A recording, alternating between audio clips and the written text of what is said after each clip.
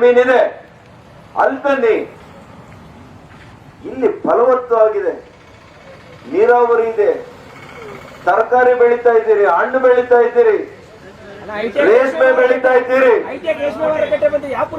ನಮ್ಮ ಸರ್ಕಾರದಲ್ಲಿದ್ದಾಗ ನಾನು high tech silk market ಅನ್ನ ಮಾಡಿಸ್ಕೊಂಡಿದ್ದು ಇವರ ಮಾಡಿಸ್ಕೊಂಡಿದ್ದು, ನಾವು ಮಾಡಿಸಿದ್ದು.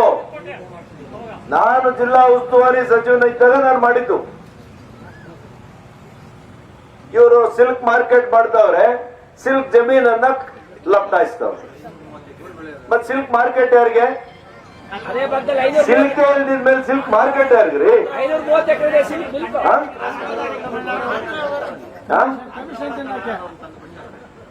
ಇದು ಇದಕ್ಕಿನ್ನ ಘೋರ ಅಪರಾಧ ಇವ್ರು ಮಾಡ್ತಾ ಇರೋದು ಇನ್ನೊಂದಿಲ್ಲ. ಮತ್ತು ಮಾನ್ಯ ಸುಧಾಕರ್ ಅವರೇ, ನಾನು ಇವತ್ತು ನಿಮ್ಗೆ ಎಚ್ಚರಿಕೆ ಕೊಡ್ತಾ ಇದ್ದೇನೆ.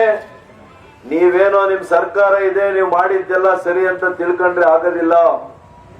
ಮತ್ತೆ ಸರ್ಕಾರ ಬರ್ತದೆ, ಅದು ನಮ್ ಸರ್ಕಾರ ಇರುತ್ತೆ ಅನ್ನೋದನ್ನ ಎಚ್ಚರಿಕೆ ಇಟ್ಕೊಳ್ಳಿ.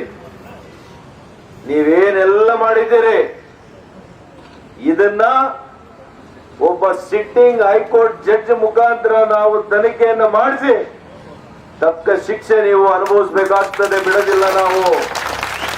ಅದು ಸುಲಭ ತಿಳ್ಕೊಬೇಡಿ. ಕೇಳೋರಿಲ್ಲ, ಶಿಡ್ಲಘಟ್ಟದಲ್ಲಿ ಯಾರು ಕೇಳೋರಿಲ್ಲ. ಕೇಳಬೇಕಾಗಿರೋರ್ನ ಜೊತೆಯಲ್ಲಿ ಇಟ್ಕೊಂಡ್ ಬಿಟ್ಟಿದ ತಕ್ಷಣ ರೈತರನ್ನ ಹಾಳು ಮಾಡಿಬಿಡ್ಬೋದು ಅಂತ ತಿಳ್ಕೊಬೇಡ್ರಿ. ದೊಂಗಲ್ ಸಂತಕ್ಕೆ ಪೈನಟ್ಲು ಕಾದಪ್ಪ, ಕಳ್ಳರ ಸಂತಿಗೆ ಹೋದಂಗ ಅಂತ ತಿಳ್ಕೊಂಡವ್ರೆ. ಹಂಗ ಆಗಲ್ಲ. ಪ್ರಜಾಪ್ರಭುತ್ವ ಇನ್ನೂ ಬದುಕಿದೆ ಈ ರಾಜ್ಯದಲ್ಲಿ. ರೈತರ ಸಮಸ್ಯೆ ಕೇಳಲಿಕ್ಕಿನ್ನ ನಾವೆಲ್ಲ ಬದುಕಿದೀವ್ರಿ.